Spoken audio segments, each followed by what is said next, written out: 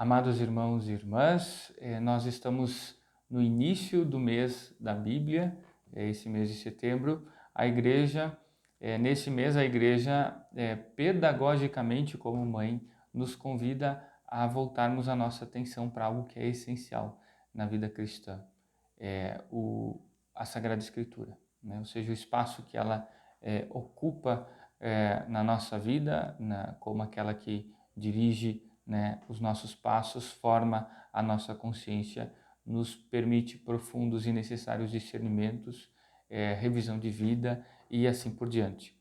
E, ao mesmo tempo, é aquela que serve de alimento para a nossa oração.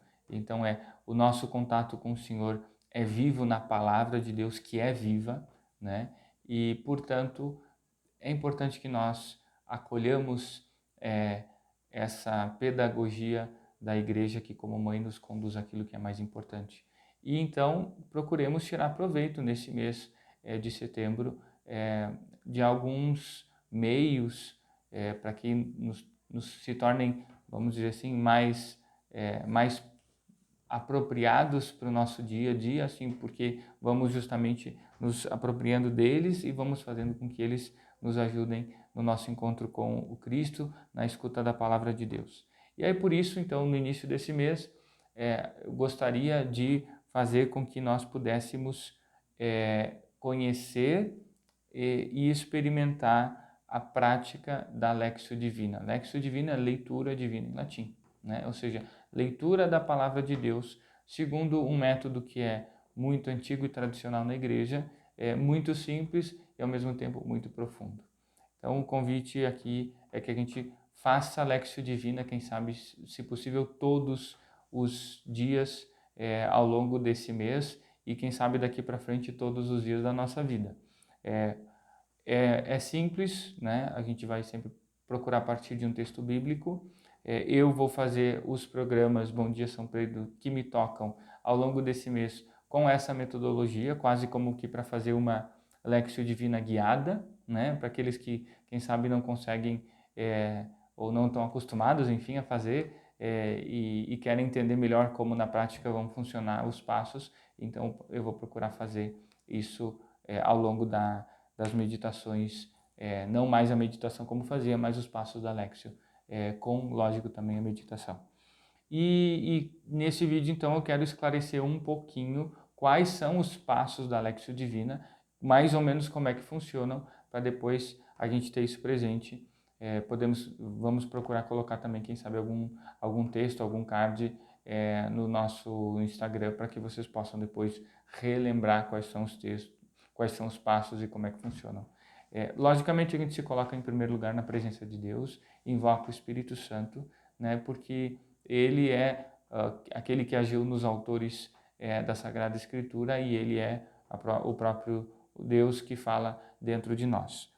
E colocando-nos então na presença de Deus, quem sabe procurando preparar bem o ambiente com a palavra de Deus, uma vela, um crucifixo, a imagem da Virgem, né, dos nossos santos de devoção, enfim, nós podemos, e é bom que tenhamos aí o nosso altarzinho em um lugar especial da casa, porque ele nos lembra que nossa casa é um lugar sagrado, nossa família é sagrada e esses momentos são realmente sagrados e a gente precisa tê-los na nossa vida. O primeiro passo da Lectio, então, tendo o texto, a gente pode pegar o texto, por exemplo, do Evangelho do dia, é a Lectio, ou seja, a leitura. Na leitura a gente vai procurar se ater ao que diz o texto propriamente. Nós precisamos ler muitas vezes, de tal forma que ao longo da Lectio como um todo, nós tenhamos a palavra memorizada. As ideias, ao menos, né? As frases mais importantes. Então, na primeira parte, na Lectio, nós vamos procurar, então, escutar a palavra de Deus que nós estamos lendo, né? Procurando compreendê-la como história da salvação, né? Então, nós sabemos que, como diz a Constituição do Concílio Vaticano II Dei Verbum, que Deus falou na Sagrada Escritura por meio de homens de maneira humana, né? Então, a palavra de Deus foi transmitida de maneira humana, por palavras humanas. E o intérprete, então, da Sagrada Escritura, por excelência, né, é aquele que vai justamente procurar compreender aquilo que o contexto e a intenção divina manifestada na palavra humana, né? Então é preciso desse esforço, que é um esforço realizado em Deus, né? São Pedro vai dizer numa de suas cartas que é justamente preciso que nós entremos no Espírito de Deus para compreendermos as Escrituras por Ele inspiradas, né? Então esse é o primeiro passo, tá? Aqui é só para explicar um pouco o porquê, né? E a importância, mas o passo é muito simples, que a gente leia algumas vezes o texto, procurando identificar personagens, ideias, estrutura, enfim, né? É um esforço da inteligência, da atenção, né? Para que a gente consiga compreender bem a palavra, certo? E ver o nexo das coisas aí. Você pode ler uma, duas, três vezes, enfim, né? Por partes, como se quiser. O segundo passo é a meditatio, ou seja, a meditação. Aqui nós vamos dar um passo à frente. Esse passo é justamente o de procurar compreender o que a palavra de Deus, essa que eu li, né, ela tem a ver comigo hoje, né? Então há um esforço de confrontação daquela palavra com a vida, porque ela é viva e ela se confronta e quer se mergulhar na minha vida. Então eu preciso examinar então a minha vida. Vejam, isso é bem bonito. Tem que ser um divisor de águas. Então, o que foi a minha vida até o anúncio, até a escuta dessa palavra, né? E a partir daqui eu preciso como que organizar minha vida segundo essa palavra que eu acabei de escutar. Então, que decisão, que novidade eu preciso abraçar na minha vida a partir daqui, né? Então, é justamente a partir daí, então, um caminhar com o Senhor, né? Tomar decisões que me aproximam mais dele, dar passos significativos na conversão e assim por diante. Tá? Essa é a meditatio, a meditação, né? Mais uma vez é um esforço em Deus e uma escuta agora aqui mais profunda, né? Do sentido daquilo que Deus quer me dizer. Depois vem a oratio, ou seja, a oração. O que toda essa experiência que eu fiz até agora me faz dizer para Deus, né? Então, eu posso pedir a Deus perdão, né? Por talvez não ter presente algum desses elementos que eu tenho rezado ou que eu li na minha vida, então eu peço perdão, né? Quero reparar, apresento ao Senhor, então meu desejo de reparação dessa situação, para que eu possa estar mais bem conformado à sua vontade.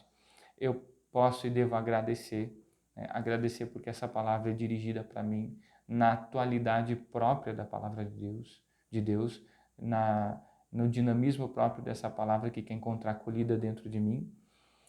E eu posso e devo pedir que o Espírito Santo, então, me faça dar esse passo adiante, né? De não ficar só nessa consideração, mas de mergulhar, ou seja, de permitir que a transformação querida por Deus através dessa palavra possa acontecer em mim. Então, eu peço essa ação do Espírito Santo a partir do texto da palavra de Deus que foi semeada no meu coração. Então, tudo isso eu peço. E aqui a gente tem que ser ousado, né? Pedir realmente e aí desejar e colocar isso dentro de nós.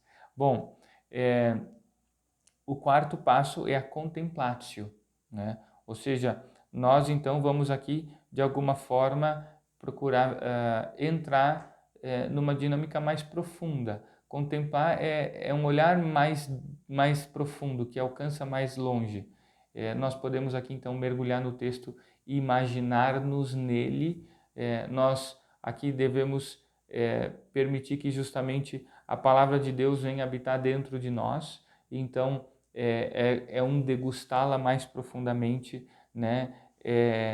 Fazer com que essa palavra então seja conhecida, amada, né? E pedir que e desejar que ela se cumpra dentro de nós, né? Ou seja, haja esse passo adiante, não somente algo que eu conheci com a inteligência, mas então algo assim mais profundo que eu desejo, que eu quero abraçar, certo?